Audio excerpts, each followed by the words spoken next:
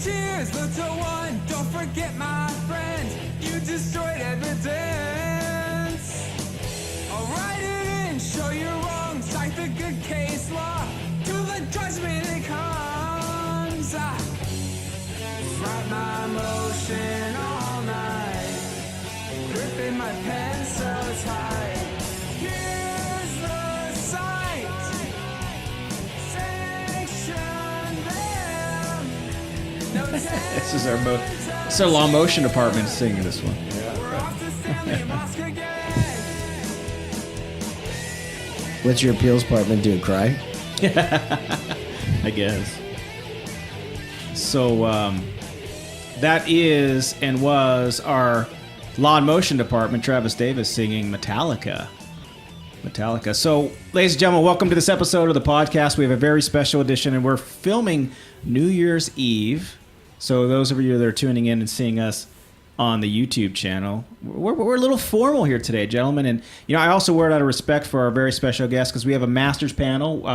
We're talking to two gentlemen that'll be on the Law de Graal coming up. Will be next month by the time this airs. But, first I want to introduce on our master's panel, we have two gentlemen highly distinguished.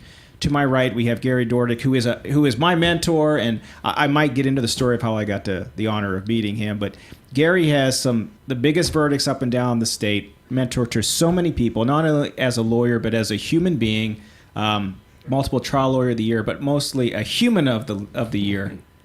Gary, why don't you give the listeners a quick hello? Thank you very much. Good morning, gentlemen. At first, when I woke up, I thought, is this how I want to spend the last day of the year? Working. And the truth is, my dear friend Chris Dolan, Bob Simon, there's no place I would rather be than with you gentlemen. Good morning. Wow, and we haven't even served the alcohol yet, Mr. Dordick.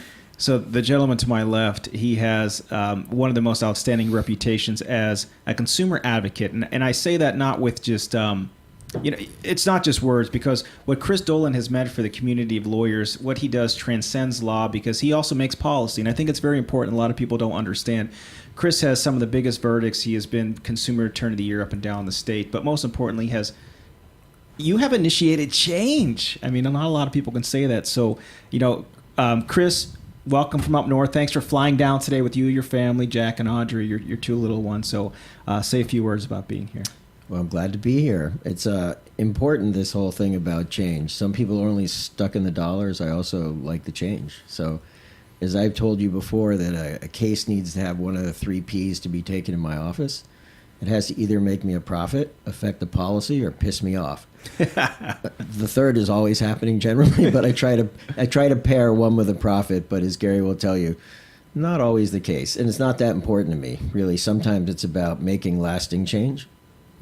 And I think a lot of our listeners, when they hear your name, they'll see some of the verdicts, high dollar figures, but sometimes they see these cases and then the ones that you win and they say, oh my God, why did he even have that case? Was it because of number 3? Gary says that all the time. Really part of it is I'll be quite honest with you. I think that I've been blessed with a certain amount of talent. I've been blessed with a certain amount of success. And I believe at times that we're called upon to do things other than just the big value cases. So it's my own kind of personal path, but I think that God every now and then wants you to take care of somebody that nobody else is going to take care of. I love it. So we always start off our Justice Team podcasts with, and by the way, you always can email questions to media@justiceteam.com, but we have Jenny Anglin who's going to serve us some drinks to get us started here for the next hour while we get to give you guys some good advice. Jenny, what do we have back there? What's going on? Okay, well, I'm going a little light this morning.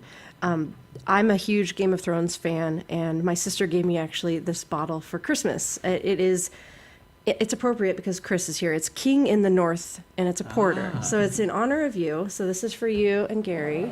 Thank you. And I don't know if it's any good, but I mean, Ooh, we I think also it'll be have okay. Mother of Dragons. These are my private stock glasses that I brought for you. Sorry, Gary, you have to drink for the Mother of Dragons. I think of her fondly. And Bob, you've got Winter is Coming on yours. I think that's what this is. Yeah. Or is it Winter is Here? Winter is here. And then this is another one of my special glasses for you, Chris. This is we got some kombucha for you, and that's because Bob told me that there's a story behind this phrase, 1% for justice. There is, Can you tell us indeed. what that is? So I've been blessed to do a number of punitive damage trials, and trying to find out a way to get a jury to think about what's appropriate, what should this company be held to pay so that it would make a difference. And if you just throw out a number without having it grounded to something, I think that it becomes suspect to the jury. So when I was doing a punitive damage case against FedEx, I thought up this idea, and I said, well, ladies and gentlemen, I've got $100 bills in my briefcase, but if I pull them out, he's going to object. We're going to get caught up in about 5 or 10 minutes, so I'm going to paint you a word picture. I said, imagine $100 bills. And if you think about that, and that's what their net worth is, okay? This is what they're worth. So if you take one of them off the top, is it going to put that company out of business? Is it going to cause them to fire any workers? No, but is 1% from a $2.7 billion company to get somebody's attention? You bet.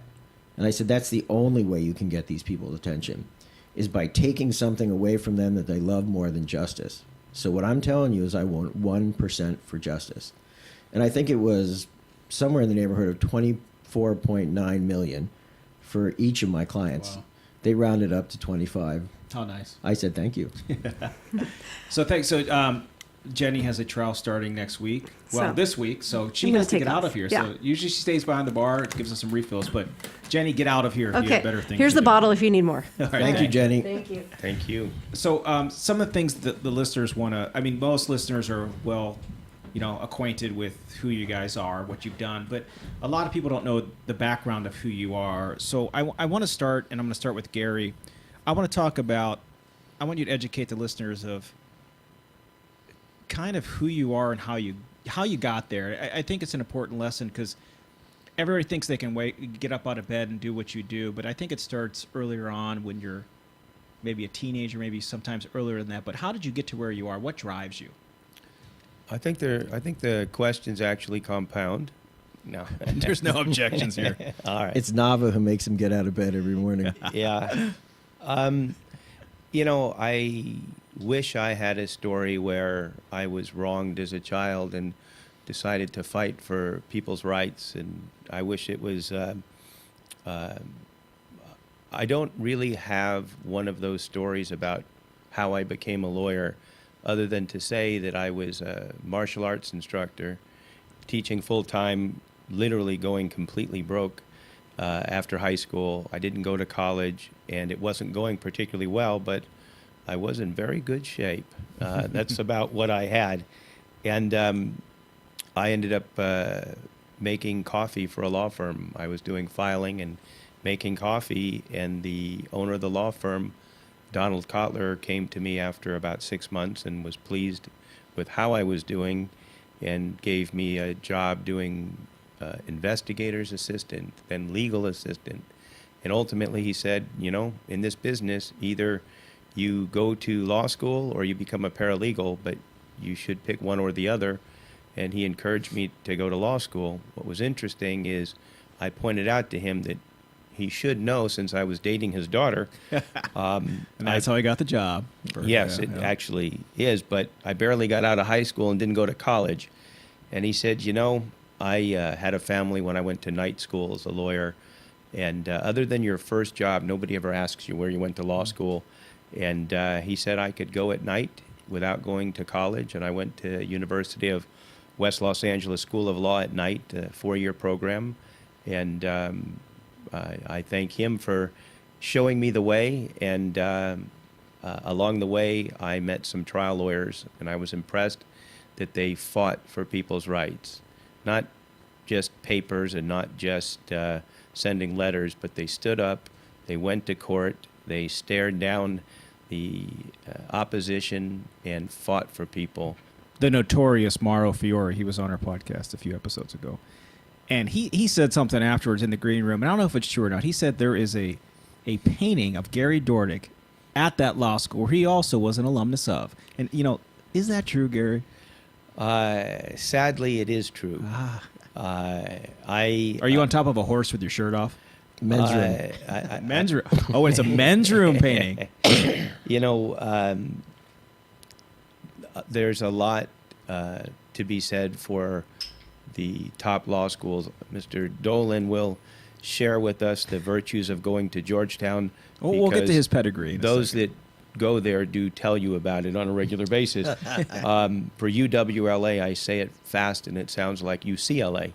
But those of us that go to schools that are perhaps this was an unaccredited, at least by the state bar or the American Bar Association, unaccredited law school.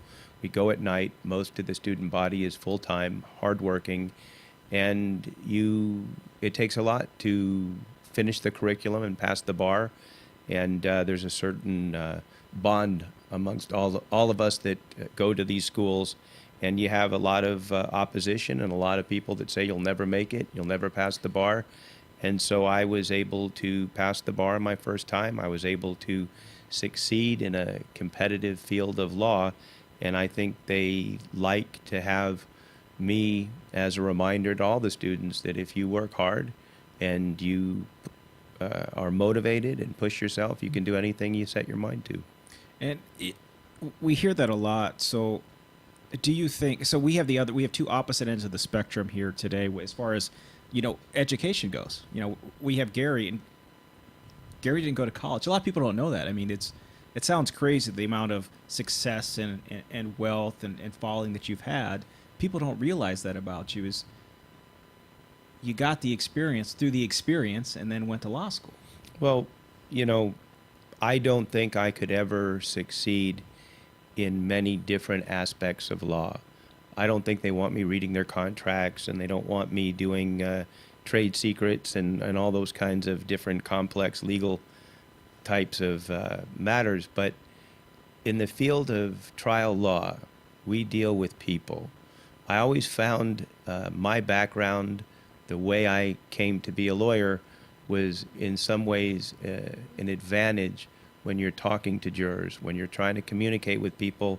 They're a lot like me. They have backgrounds like me.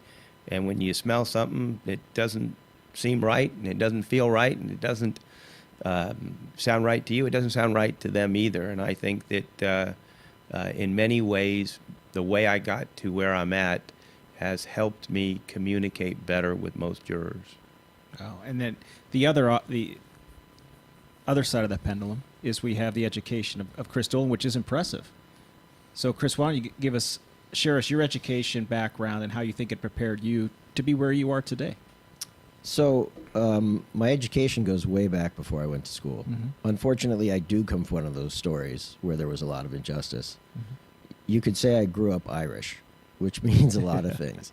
It usually involves someone who's an alcoholic, someone who's a rageaholic, scarcity of resources, and a lot of violence. So I was the youngest of 5 children, and I had 2 older brothers that were much bigger. One of them actually was a karate instructor. He had a 3rd-degree black belt. And there was a lot of, I'd have to say there's a lot of anger where I grew up.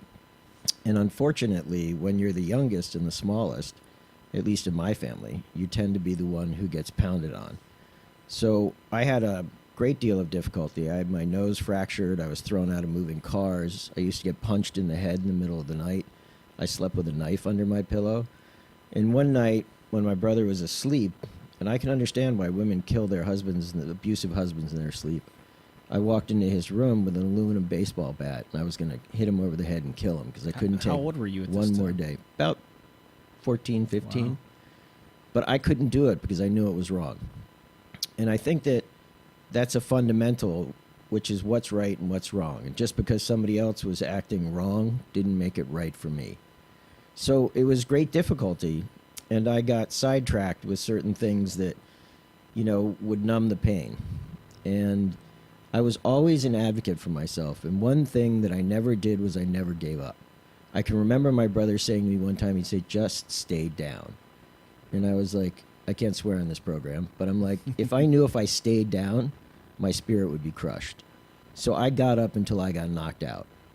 And that's not a way that I think that people have to learn to be nimble or quick or wise.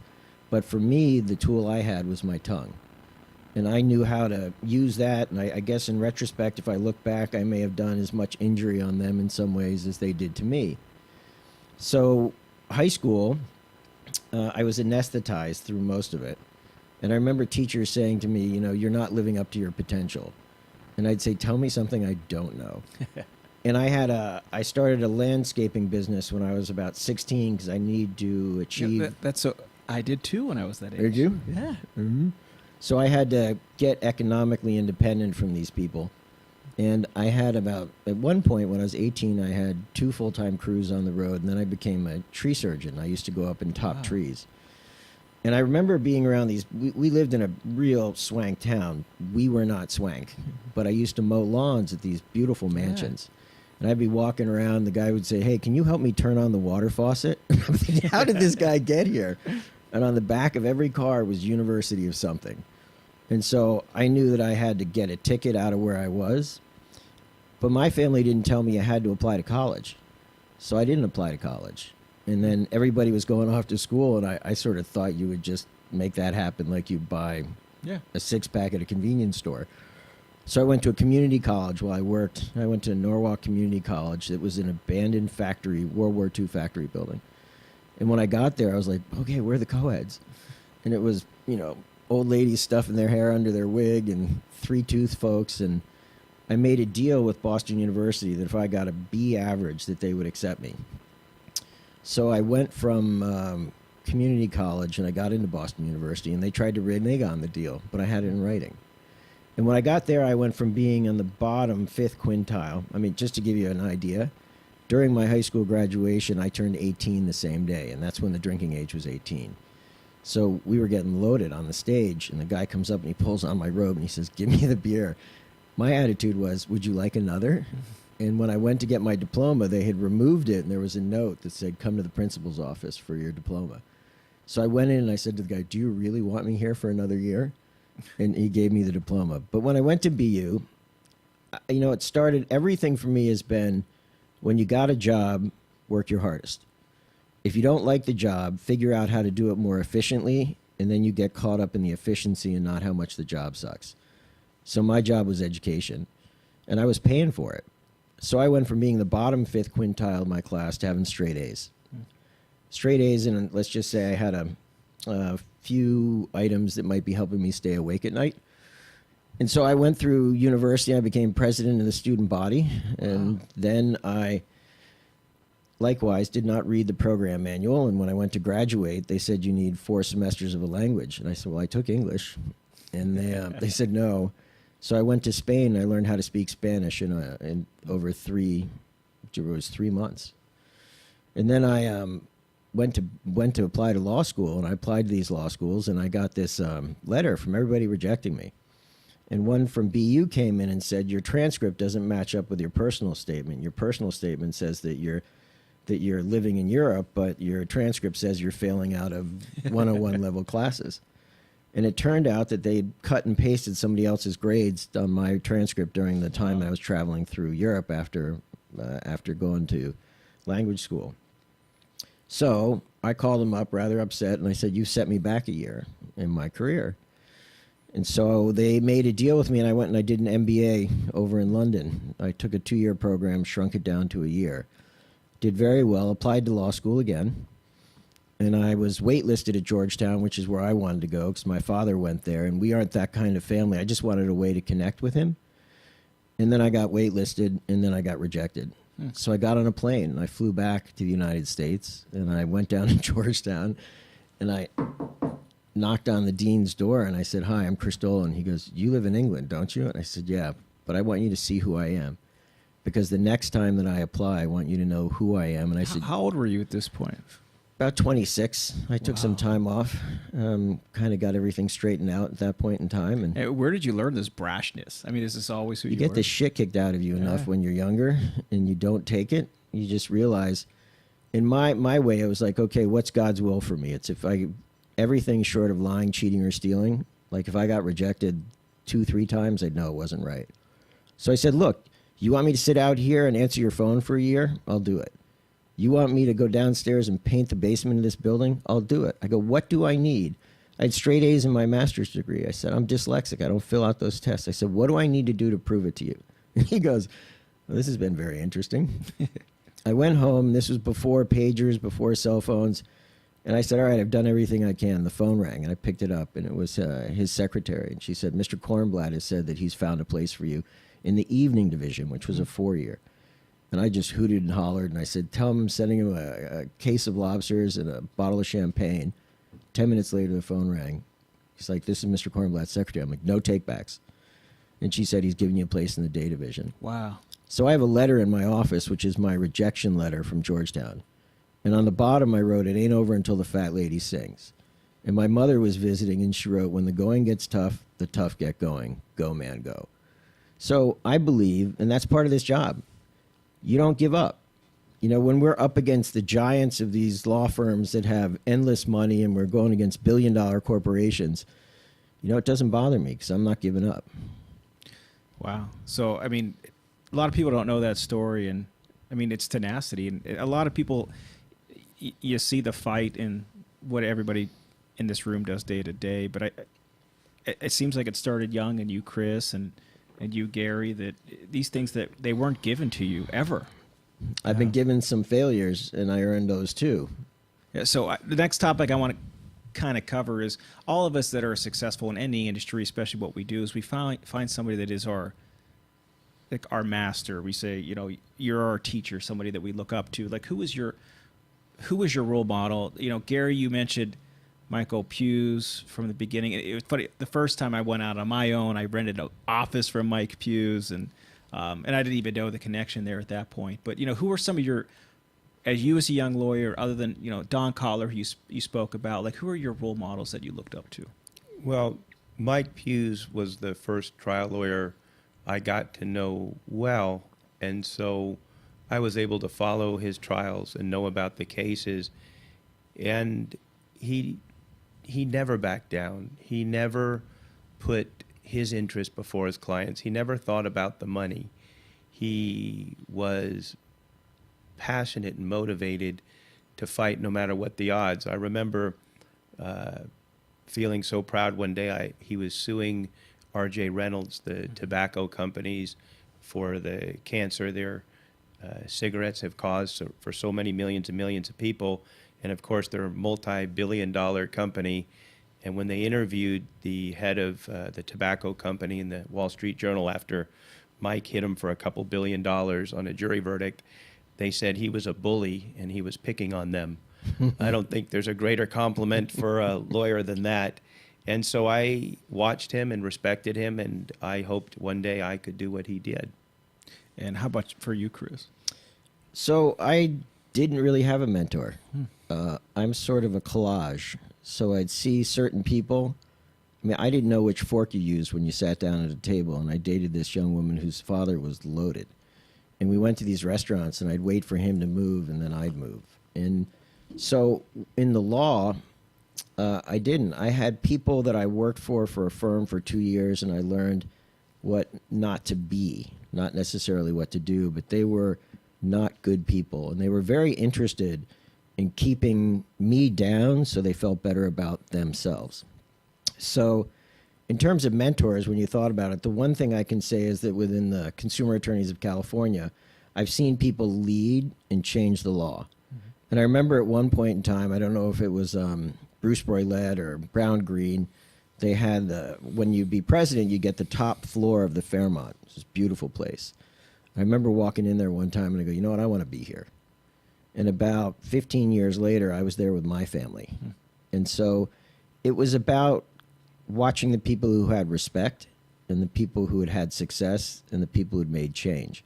I guess in some ways I wish I had a mentor because I may not have made some of the mistakes that I made, but if I hadn't made those mistakes, I wouldn't be who I am. So let's talk a little bit about that pride you talked about. You know, it took you 15 years to get to that milestone, but what are some of your proudest moments, not with your family, your familiar life, but I want to know your proudest moments as a lawyer, as a professional. What are the proudest things you could say? You know what? If I died tomorrow, it's not going to happen, you know, right? But what would they say about me? What were the most well-respected things that I did, the most pride that I had as a lawyer? So one of the things that motivated me to become a lawyer was great lawyer movies in the past, like Philadelphia with Tom My Cousin Hanks. Vinny. But Tom Hanks in Philadelphia stood up for a guy who was a lawyer who had AIDS. And he died right about the time the verdict came in. But he stood for a fellow that he didn't like at first. But if I look back in terms of pride as a lawyer, the first case I ever tried was a dangerous condition of public property case. I was 2 years out of law school, and I took on the state of California. And I didn't know any better. And I put everything I had into that. And I'd never been to a trial. I'd never seen a trial. I had what we used to call a 5-in-1. It was like you'd have the government code, the evidence code. I had it stashed in the trash can. And when the judge would say something like, well, we're going to get into peremptory challenges, I said, Your Honor, can I take a break? I need to go to the bathroom. And I go and I look into the book. I'm like, I get to get rid of 6 people? Or yeah, this is awesome. It's like a trapper keeper full of your stuff. And so that was an 8-week trial. And at the end of it, I decimated this cop, which was the key point. And we won a $2.49 million verdict. And that was back in 1995. Wow. And the judge looked at me and he said, well, my court reporter tells me this is your first trial. I said, yes, sir, Your Honor. He goes, well, you must have sat at somebody's right hand for a long time. I sort of sound like Gary. I said, no, Your Honor, I've never even been to small claims court. And he goes, well, how'd you do this? I said, well, I watch a lot of lawyer movies and I have an overactive imagination. So I was very proud of that, but I'd have to say one of the proudest things is when I kept Jahai McMath from being killed. Wow. Yeah, I remember that in the newspapers. It was a brutal battle. Yeah. There was no law on point. We made law. I mean, we made law about the rights of people declared brain dead. And I kept a woman who was going to be disconnected. The state court had a 4 o'clock deadline. And at 3:58 after a federal court filing, we got an extension. And her mother was sitting on death row. And when I called her and heard her cry, and she said, you saved my daughter. Now, that case cost me $250,000 when I was done. But it was well worth it because, why did I get that phone call? And I made that lady a promise, and I kept it. And so I was very proud of that. Uber, Yeah. I mean, I did work on Uber after the first wrongful death case, went to the legislature, fought like a dog, and got $1 million worth of insurance coverage for everybody.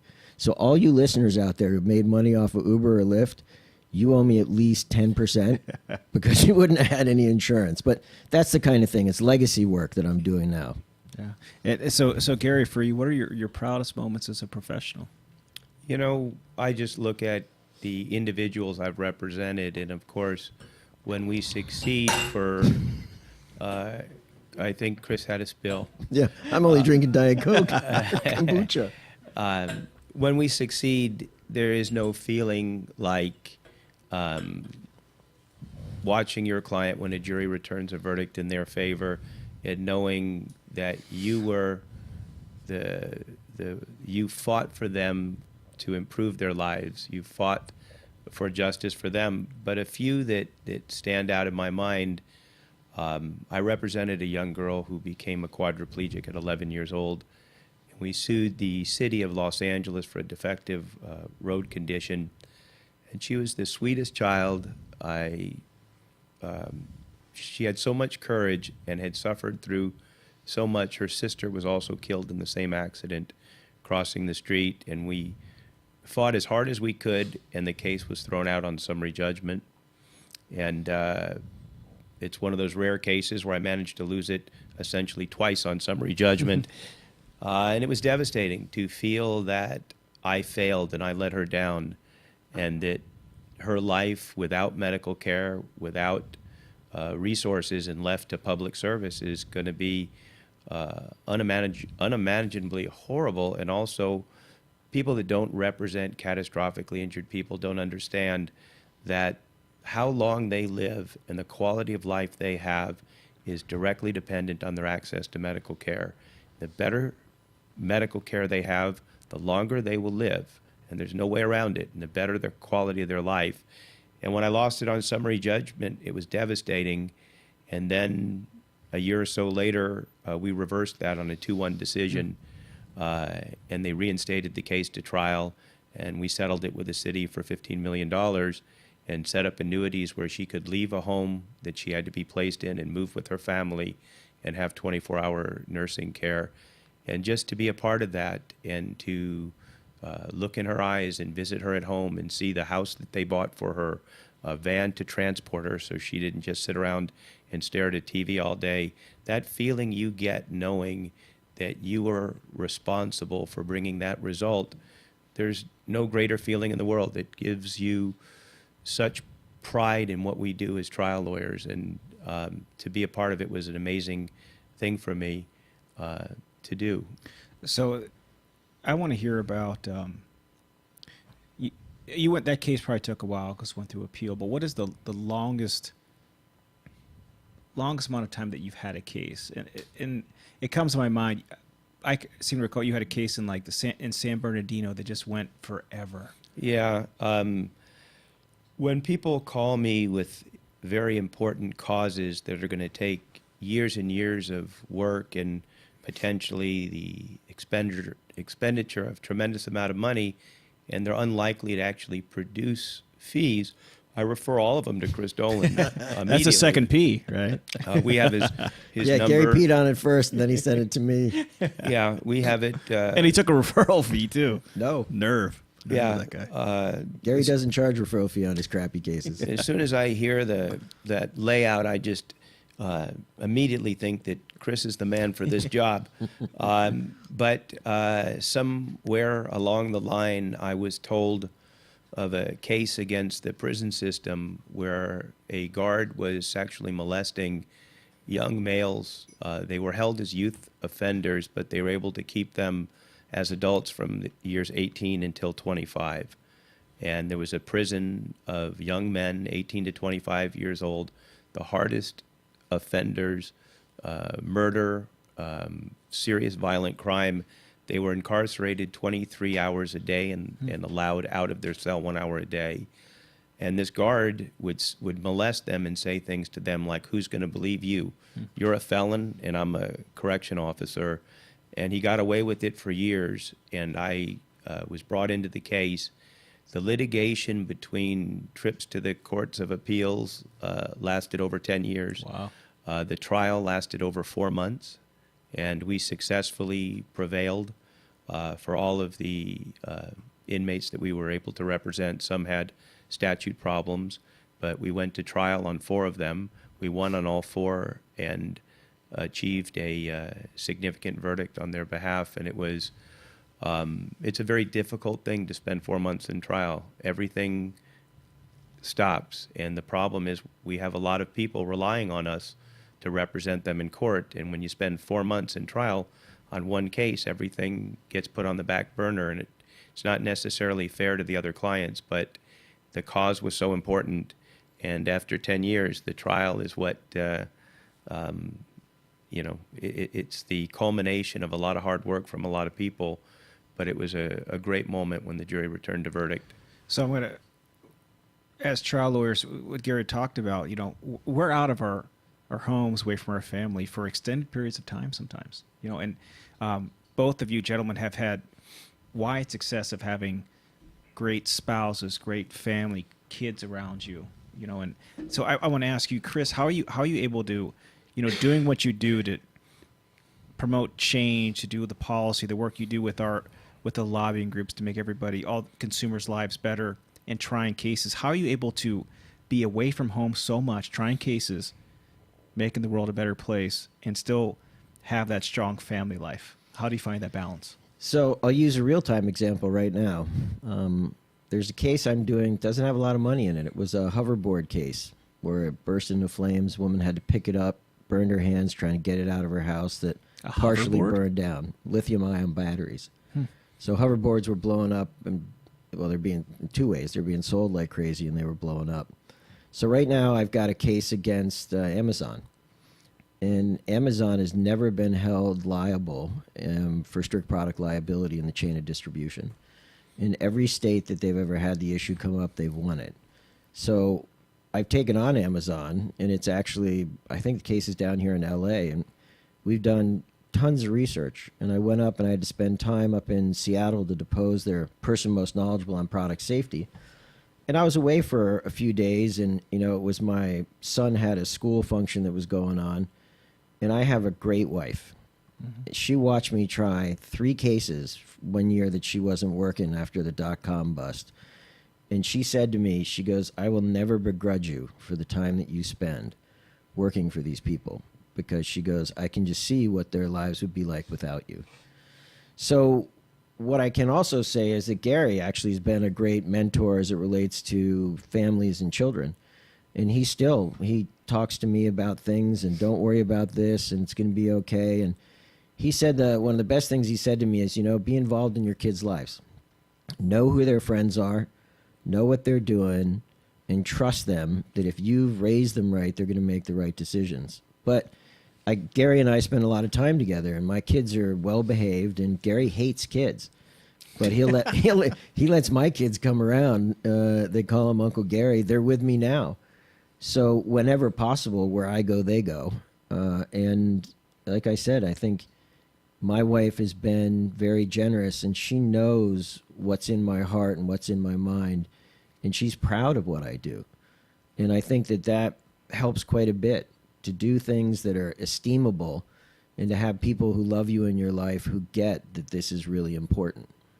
Yeah, and Gary, I think out of your 5 kids, 3 of them are lawyers. Well, one's in her last year, but I mean, that's got to speak something. You got to be proud about that. I mean, they're following your footsteps. Yeah,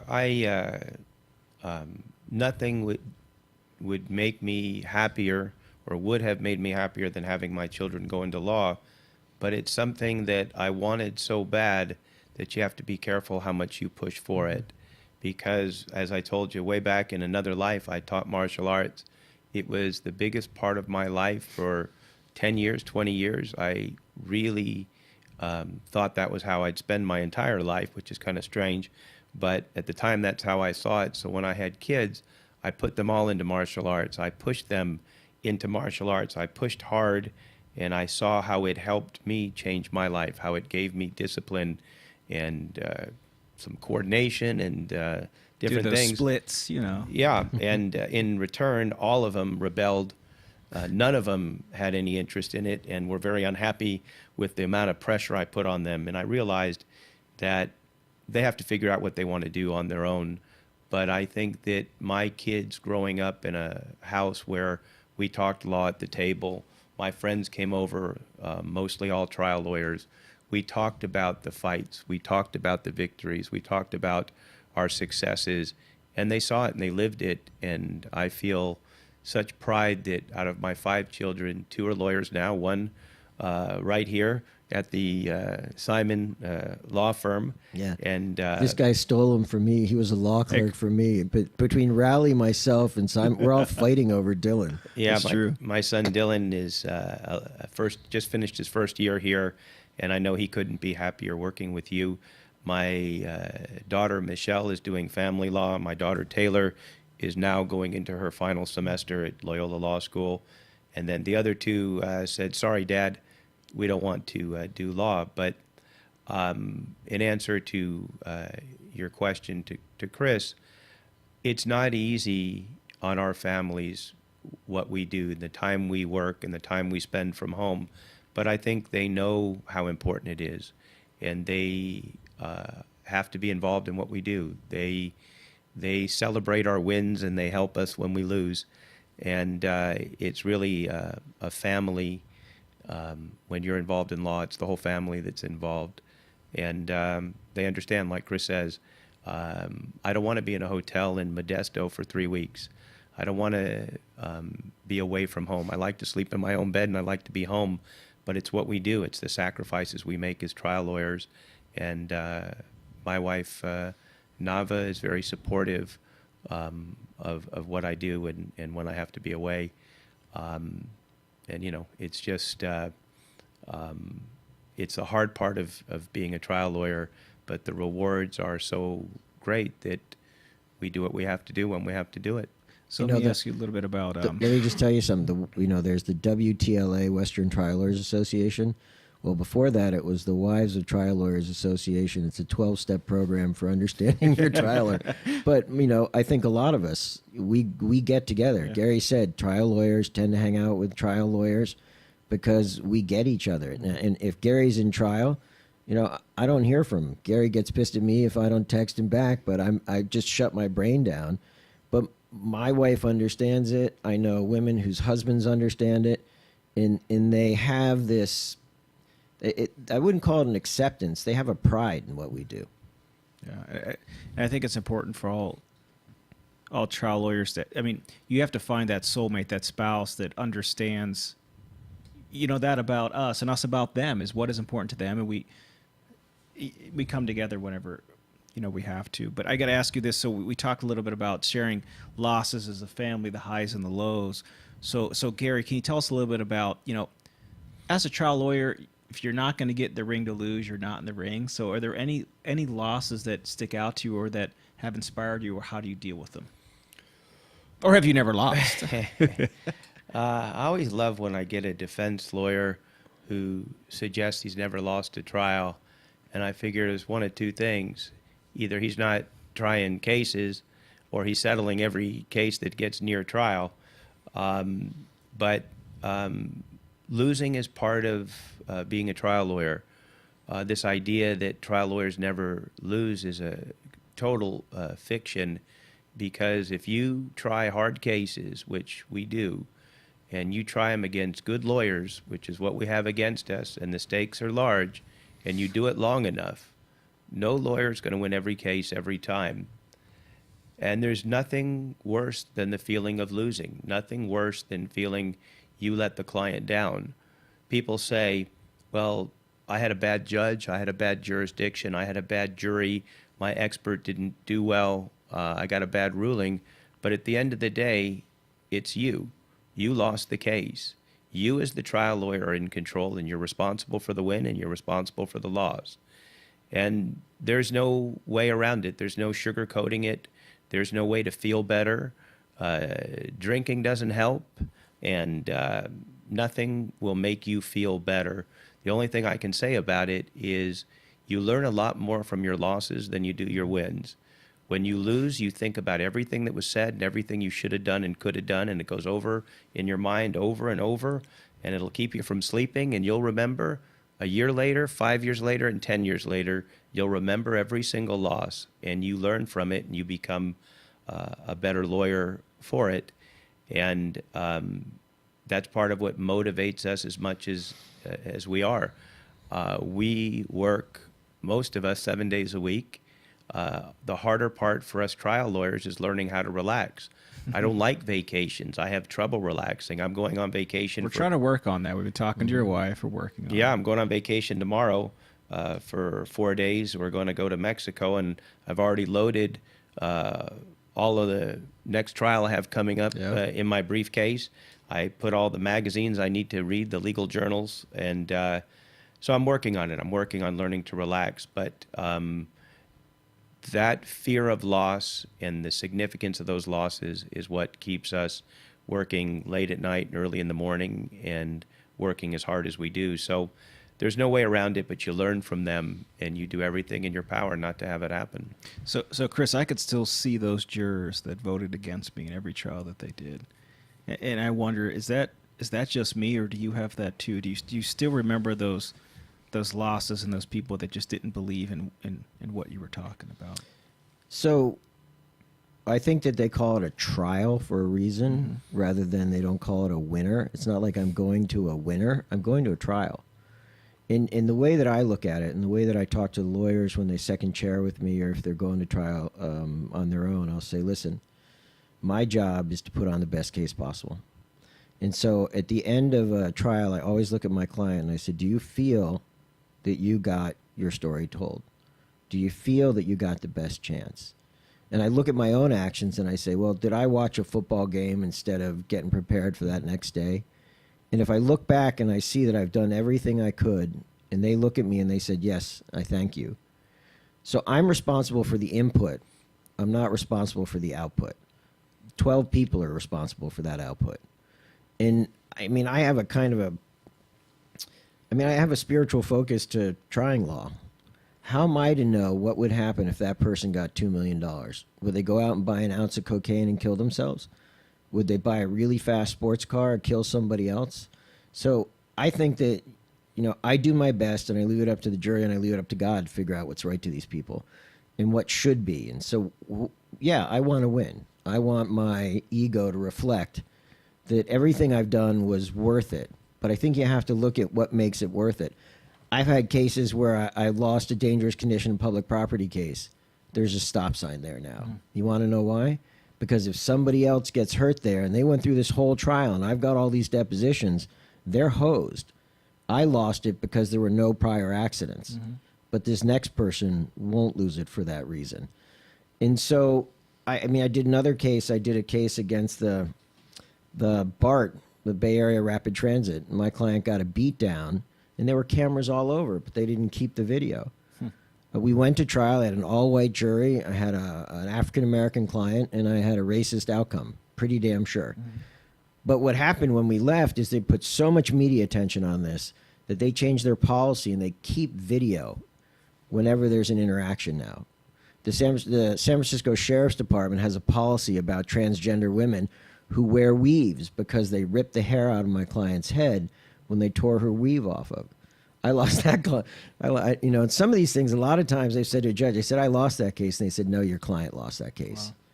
Wow. I tried this case, and she was a really outstanding person, trans woman, and we were trying it over Christmas. And on New Year's Eve, she came in dressed like Diana Ross in a miniskirt. And she's going to have a benefit that night, right?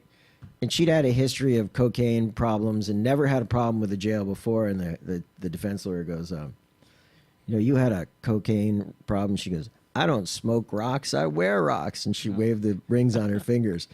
My associate goes, what do you do? I said, get some popcorn. This ship is going down. Oh, God. Chris, I got a whole bunch of cases downstairs for you that you might be interested in after listening to those. But I've Rumpelstiltskin's a lot of stuff. I've turned some real crap into gold. And that's because you believe in it. So I kind of want to cover, we're going to go off topic a little bit here because we do have the Mardi Gras coming up, which you guys are all speakers of. And I kind of want to hear, because we have Color Me Bad, Rob Bass, Young MC, Tone Loc, one of Gary's favorites. We've had this discussion. Who are your top, give me your top three, Chris Dolan, top three famous, your favorite artists that if they're on the radio, you're not turning it off. Who are your top three favorite? So, I was thinking about this. One of them's Tupac. Nice. Because Tupac told it like it was. Right now, Tim McGraw. And there's a song that he did that my sister played at Love Faith Hill, by the way. Yeah. Sister did my brother's funeral. She played it. And it, what is it? To be humble and kind. And that's something I'm trying to work on because I've been a fighter for all my life, and I'm trying to work on... I get the humility part down, but when somebody pisses me off on the other side, now I say, listen, let's not do this. I don't want to get into this with you.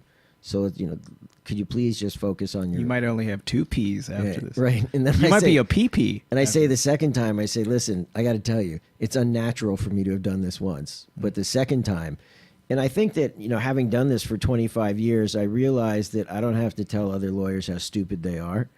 The jury will do that eventually.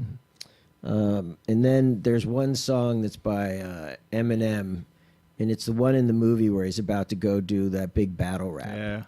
And he says something like, failure is not a blank option. And that's what I say to myself. You got one chance. Yeah, you only get one chance. That's what I think when I walk into that courtroom. I hear that music in my head, and it gets me hyped up. And it's because that is my chance. And failure is not an option.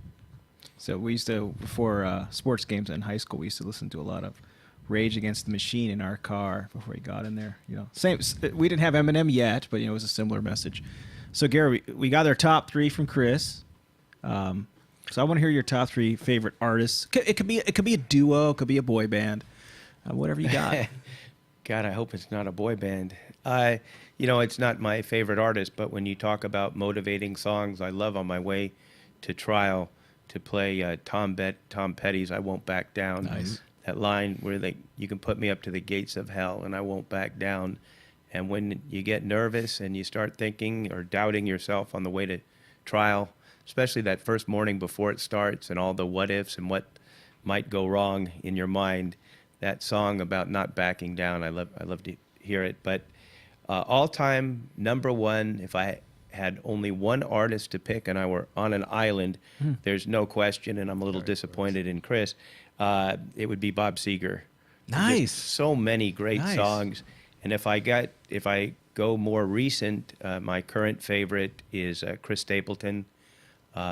Just every album he's done, I think it's for an hour, just amazing. And if I pretend to have some culture, it would be Andrea Bocelli, Oh, nice. who's coming up in concert at the Hollywood Bowl. But those three, I'd say if there's only three, I'll take those three. So we're going to talk about some advice for our young lawyers. What are some common mistakes that you guys see out there in the courtroom, or even before the courtroom, that you said, look, if I had some pieces of advice for you guys and gals, just don't do this. Gary, what are some of those? I think that perhaps it could be misinterpreted, but I don't like new lawyers, young lawyers, lawyers without a lot of experience going out and trying a brain damage case or a death case or a catastrophic injury case. I see today too many lawyers without the necessary experience thinking about themselves, thinking about, I'm going to make a fee. This is a good case for my business of law. And they're not thinking about the client. And it's a mistake.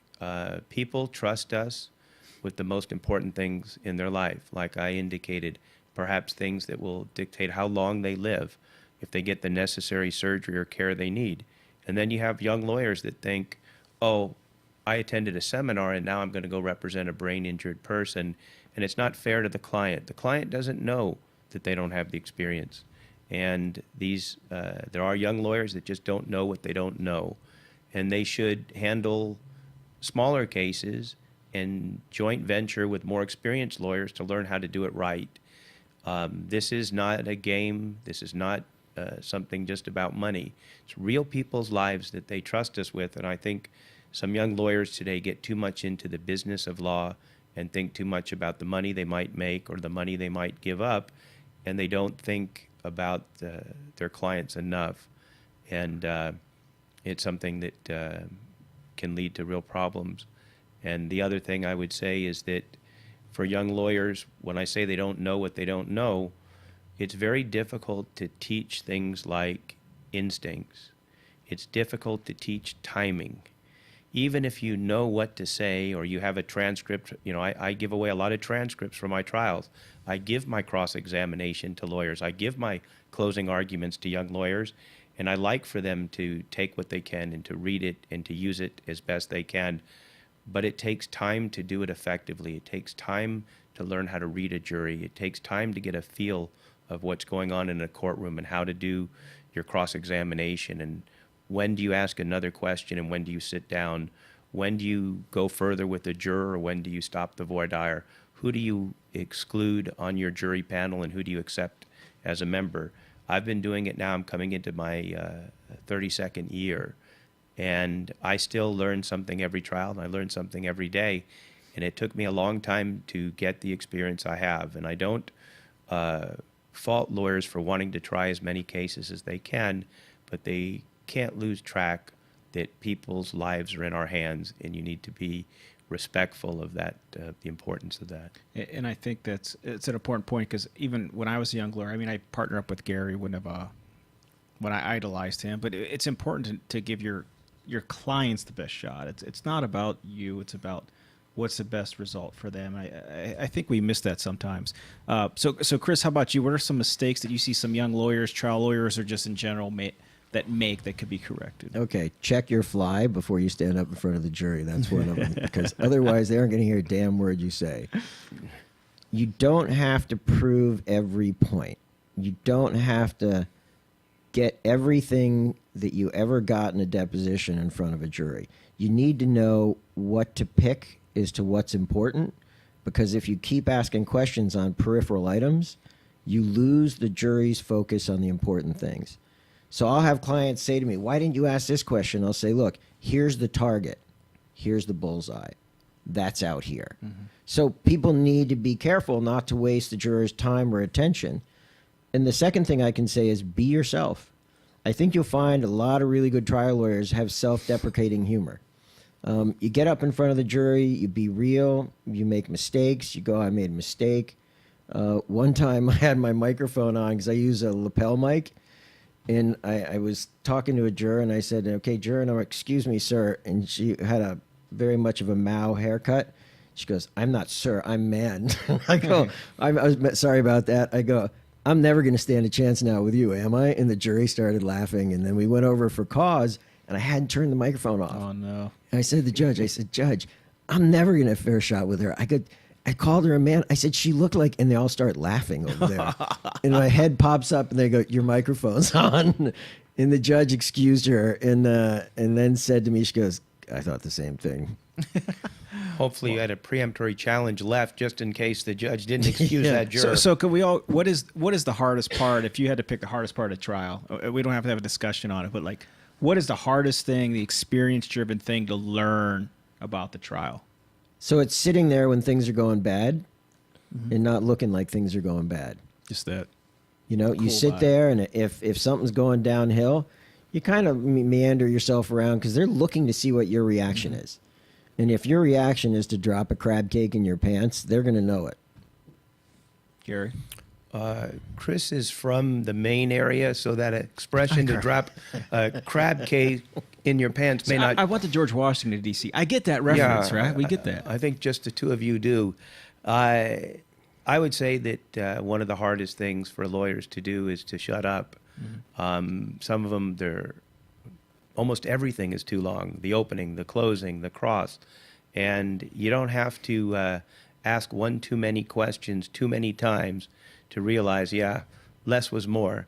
So I think for lawyers who like to talk, not talking is so important. I'll stop there. Yeah, so I'll stop there with that question. So we're going to do a little bit more of it's a little off topic, but I want to know what would your wives say was the most ridiculous thing that you've ever purchased? This watch. It happened to have been after a very big trial, a very big win, and my daughter looks at me and she goes, "Daddy, do you think you're a rapper?" And my wife looked at me and said, "Seriously?" She said, "Do you know how many shoes that is worth?" And then I can't say anything. So Gary, how about you? Most ridiculous thing you think that Nava's ever said that you bought? Well, there's a lot of things I bought my wife finds ridiculous, but certainly the biggest or most significant, and in my defense, I know I'll come off like half an ass or a full ass for even buying it, but the idea for me is as you achieve some success and there's something that might be important to you that others may not appreciate. For me, some people buy artwork. A lot of people I know have invested in art or invested in crazy cars and things like that. And for me, I'm a little bit off to begin with. I bought a dinosaur, and I have a dinosaur in my living room, a real dinosaur. It was brought in the country at a time when it was allowed to take them out of Budapest. I bought it at auction, and it's probably the most exciting thing people ever see when they come to my house. And I think it's the coolest thing, and it probably costs the same as certain artwork that people hang on their wall. But when people come to my house, it's like, yes, I have a dinosaur. Okay, I thought you were going to say it was the lowrider you purchased. Well, my wife hated that more. Yeah. Yes, but I did buy that also. So I think what most people would say about either of you gentlemen is you're the most generous people, not only with your wealth and your donations to the community, but also your time. So why do the both of you give a large amount of your time to these, even doing this podcast, to doing conferences, to helping young lawyers. So Chris, why do you do that? I mean, you could be introvert, you could just do your own thing, but why do you do that? Because justice does not thrive in a vacuum. Mm-hmm. And without people who are working with others to get the proper justice for their clients, it withers and dies. And without people going to the state capitol and making laws, like right now I'm working on these little scooters, these scoots and skips. People are going to get crushed by these things. So right now I'm working on a bill to deal with those and to require them to have insurance. And why do I do that? Because technology is evolving, the world is evolving, and if we sit back and we just think about, okay, I'm going to go for this next verdict, then this withers and dies. And if it wasn't for people before me who went out and did this and made law and who protected the law, I wouldn't be here today. And if we don't do it now, we've been working on autonomous vehicles, right? If we don't work on that and make sure that the consumers are protected, that information in that car is available to the person who's in the accident and isn't owned by the company, then justice becomes extinct. Like Gary's dinosaur. So, Gary, how about you? What was the question? Well, Chris, what was the question? He's just faking his brain injury seminar. So the question was, why do you spend this time and money and Sorry, I fell asleep. No, when I was a young lawyer, people were very kind to help me. I knew nothing, and they were very helpful to me. And the way I see things is I don't feel I'm competing with the others that do what I do. I feel like we're in a common fight representing people that have been catastrophically injured or killed. And we're fighting insurance companies, generally, or large corporations that have billions of dollars and don't want to pay what's due. They don't want to be held responsible. And if I can help somebody properly represent their client to do better for their clients, then I think I'm obligated to do it, and I take pleasure in doing it. We need to help each other, and the better everyone else does, I think the better it is for society, and the better it is for our communities that people are held accountable when they do something wrong. There's nothing worse than seeing an incompetent lawyer. There's nothing worse than seeing lawyers do their job badly. So I do my part to help anyone who asks, whenever I can, to be better at what they do, what we do. So, but I'm going to tell you something I was thinking of when Gary was talking. It was about ice cream. I was thinking about, no. Is this also the open fly? Is this where this is going? Full circle? There was a case, these guys came into my office after 9/11. It was about 6 months after 9/11. Two Lebanese guys. They were being mercilessly harassed at work. Towelhead sand jockeys, sand niggers, camel riders, just brutally harassed. And nobody would in any way help them. They went to the NAACP, the Anti-Defamation League. Everybody said, no, you can't do that in this climate. Nobody's going to give you a fair shake, right? And I looked at it and I said, this is wrong. And that's where a lot of times it starts out. Now, 5 years later, when we sat in court, I was able to look at this jury and say, there are people dying in the Middle East to bring democracy and justice. And I said, what kind of America do you want to be? And there was a $61 million verdict. And I got to tell you, every corporation in the United States, these defense firms, they had seminars that had to deal with Middle Eastern harassment. And so it's like, we got to put a stop to this. And the only way to do it is to just put your hand up and say, not on my watch. Wow. So not on your, you're talking about your blinged out watch? No, that was back when I was wearing a tie. I don't wear this to court, by the way. I do what Gary does. I've got my Shock watch, the plastic one, and I wear that. Or actually, I wear an Apple Watch now because I'm up in San Francisco. So high tech. I would say that's what Gary does. Just for the record here, I actually wear a very nice watch, but it's simple. The Mickey Mouse one? Ooh, no, but like the Da Vinci Code. What are we doing? So we got just a few more minutes here, and we're going to end this. And I want to know, our listeners want to know, what are some superstitions you guys have? Do you have any child superstitions that you guys roll in with, or things that you think about?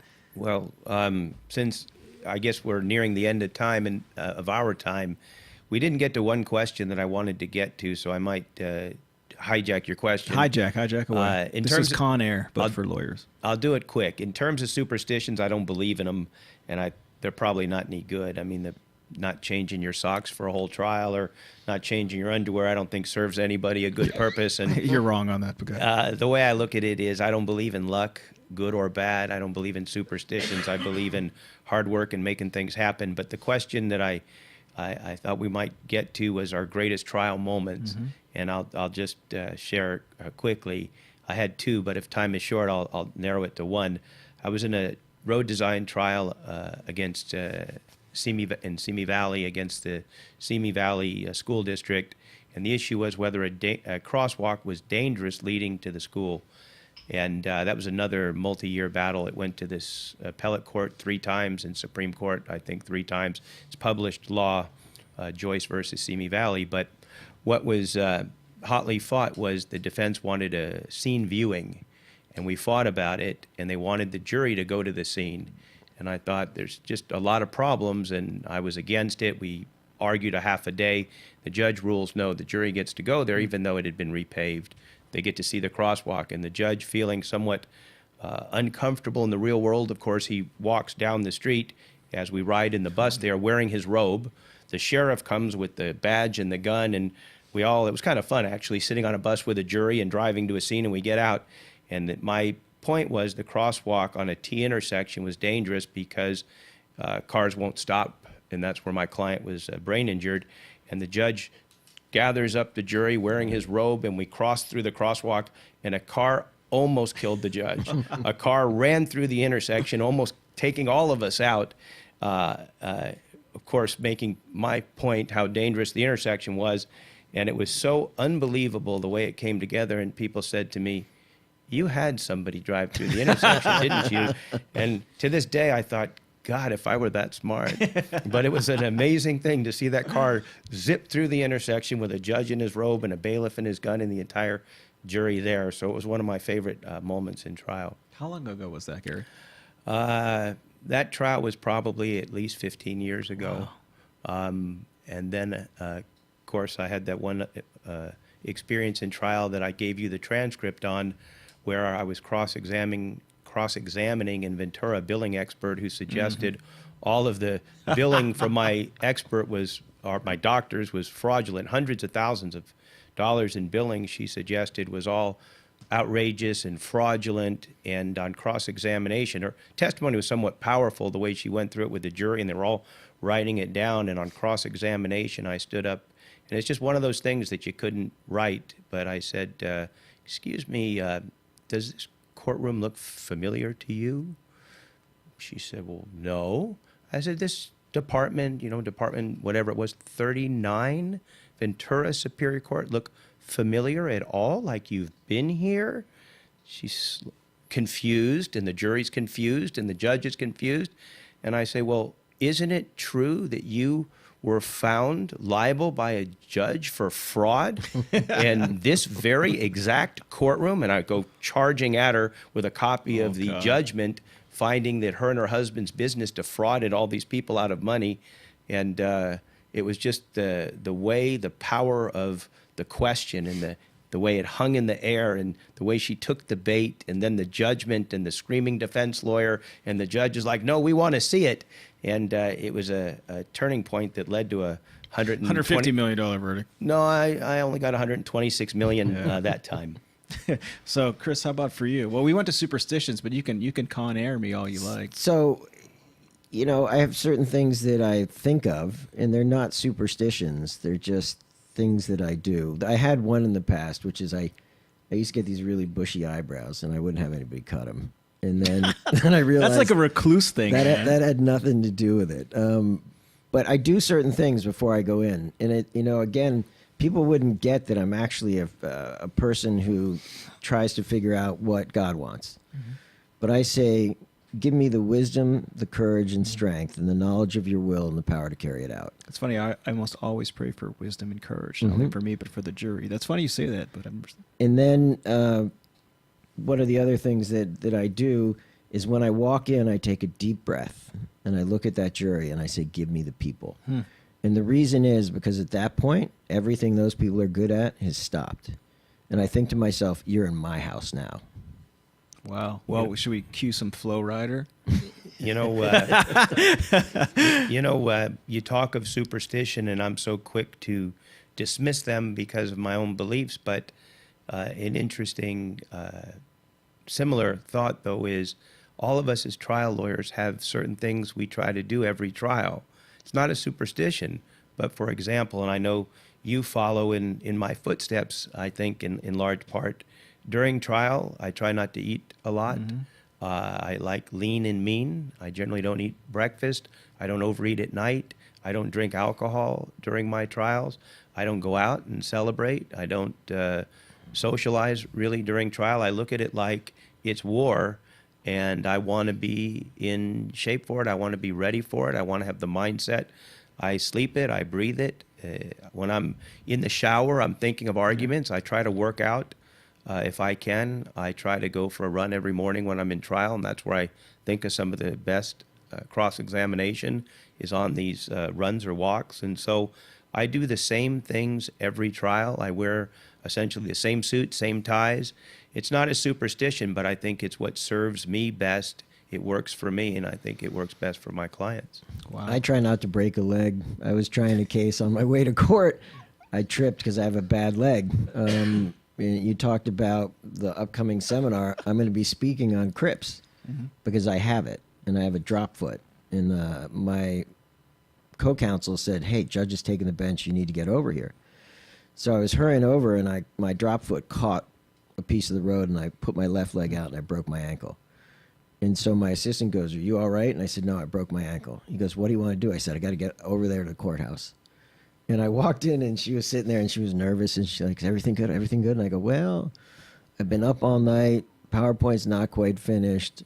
I broke my ankle on the way over here and took 2 Vicodin." And I said, "Who knows what's going to happen?" But you know what I did? I had the trust. And that's the thing that you get after a certain amount of time is you trust your instinct, and you trust that this will get done, and you don't let the panic overcome you. Is you ride the wave. I tell people that I'm an intellectual surfer because stuff breaks right, it breaks left. You don't know what's going to happen, what kind of day the judge is going to happen, and you just have to hang that wave and have faith you're going to get to the shore. Just roll with it. You know, now that we're completely hijacking your show, I'm going to say one more thing that I think is important for listeners, and if it makes the final cut, I would like that. You know, Cue the cutting board now. Yeah. Well, you know, I've lectured about this many times, and I've been very vocal about it. But as most people know, 10 years ago, I was diagnosed with cancer. And at the time, you know, I was given a 7-year life expectancy. And then now it's just past 10 years. They upped it to a 10-year life expectancy. And thankfully, with new technology and new medicine, they say we don't even know anymore. There's been great advances in cancer treatment in general and with my type of lymphoma, but I've told this to other lawyers, and I think it's very important. After a diagnosis like that, in a strange way, my quality of life went up. I learned not to sweat the small things, and I learned the importance of family and friends. I previously, particularly as a young trial lawyer, I sacrificed a lot for my cases and my clients. I missed a lot of family time. I missed a lot of vacations. I missed a lot of things that I shouldn't have missed because I liked working and I wanted to work, and I made perhaps bad choices. And I learned with the diagnosis, I don't know how long I'm going to live. I don't think any of us can control how long we're going to live, but I learned that you have to live each day as best you can, and you have to get your priorities together, and you have to realize how important it is to have good friends and to make meaningful friendships. And if my kids want me to spend time with them, I'm going to do it. And if they want to go to lunch or dinner, I'm going to make sure I do it. And I'm going to make sure I make time to do a vacation or spend it with my family because it's important. It doesn't take away from the bigger picture of what we do as trial lawyers. But I learned that that you have to have that balance, and you have to make good decisions.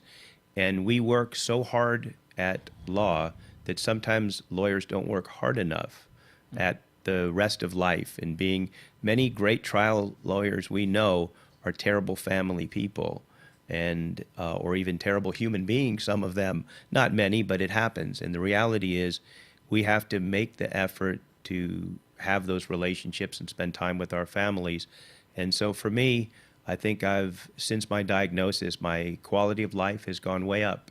And I'm so thankful for the time I can spend with my kids and with my friends. And so I make that a priority. And what I say to folks is don't wait to get bad news to make better decisions and to put in the proper context that all you have control over is how well you live your life now.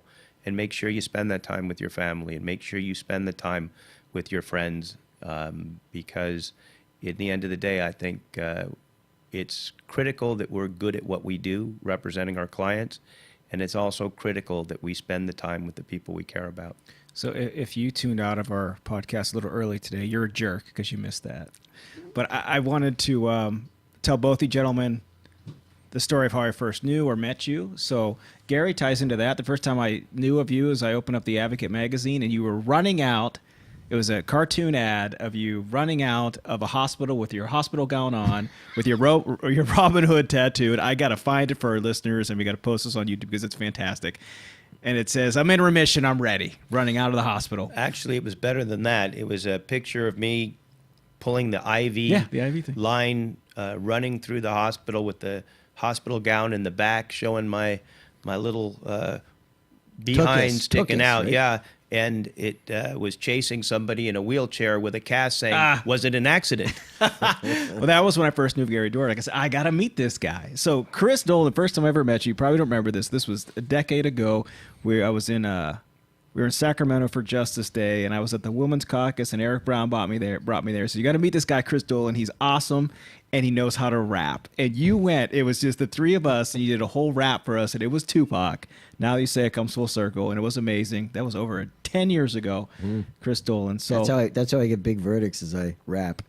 And Gary, I want you to know, just think Weekend at Bernie's. We're never letting you go. Yeah, thank you. I would have to say that whatever rapping you do in a courtroom, you're getting the verdicts despite your rapping. Keep that in mind. and ladies and gentlemen, for our listeners at home, we're going to wrap this up. But some of Gary's biggest verdicts came after his diagnosis, and some of Chris's biggest verdicts came after his diagnosis. So keep everything in perspective.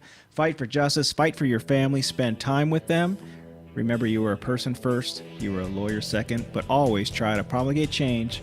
Thank you, ladies and gentlemen. And remember, no sleep till justice. Thank you for tuning in. Thank you.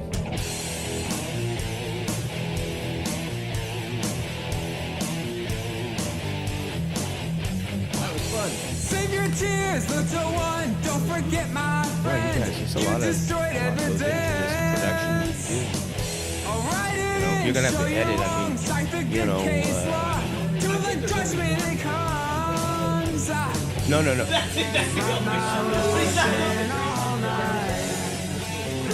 but I think we're way over an hour. You try to keep them an hour, right? Oh,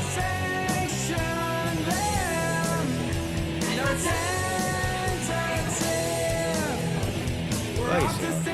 You can, yeah, you guys, you can look on iTunes. Wow. We both met, we conferred, something's still not right. This is going to trial. No delay, no more lies, no evasive answers, and no continuance, yeah. Write my emotion all night, gripping my pen.